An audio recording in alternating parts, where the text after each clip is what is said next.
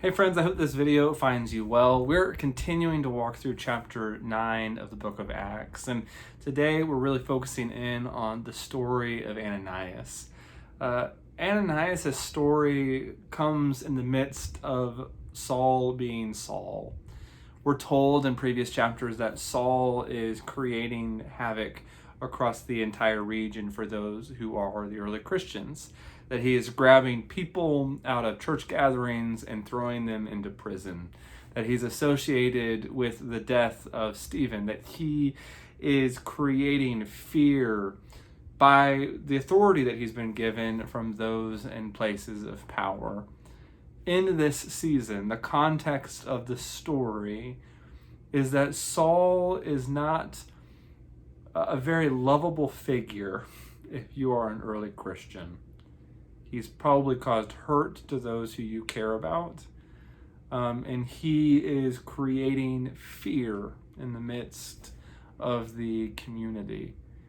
And yet it's in this context that Ananias, an early Christian, receives a vision from God. And in this vision, Ananias is told in no uncertain terms, you are to go to Saul. He was in the midst of this conversion experience, this changing of priorities upside down, this going from destruction and harming the movement that's coming out to supporting this movement.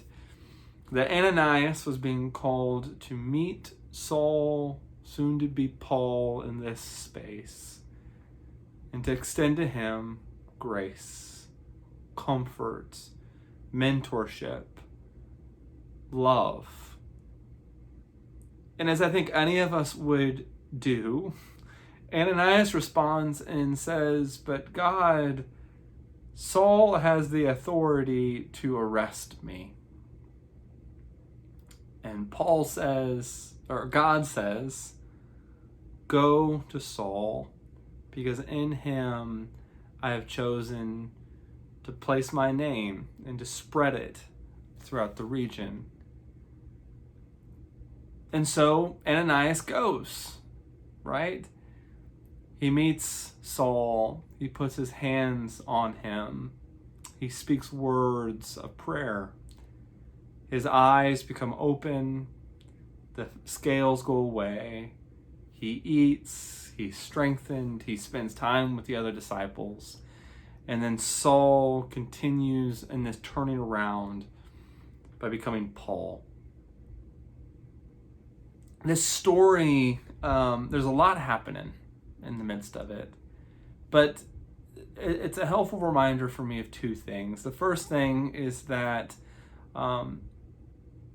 it amazes me that God sought out Saul in this way.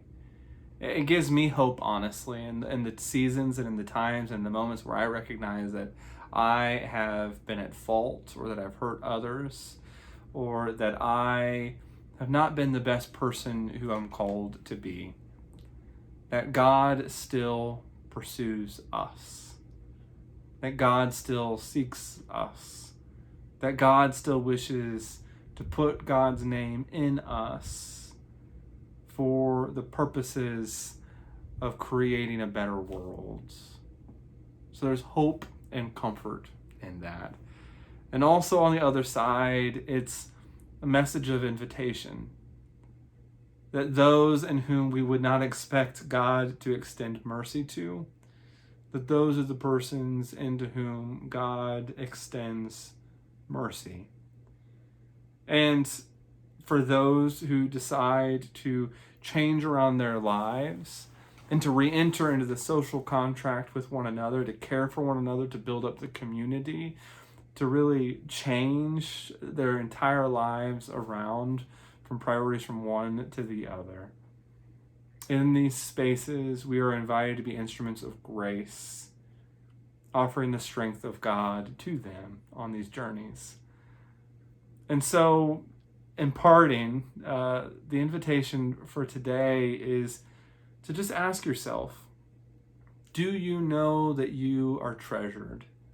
that you are sought after by God, that God pursues you, wishes for God's name to be present in you for the betterment of all who are around you, for the betterment of really the cosmos. And on the other hand, do you see the ways in which you are invited to share this hope, this bold, inclusive gospel with other persons who are in your midst, who are right there in your neighborhood? I hope that you are well.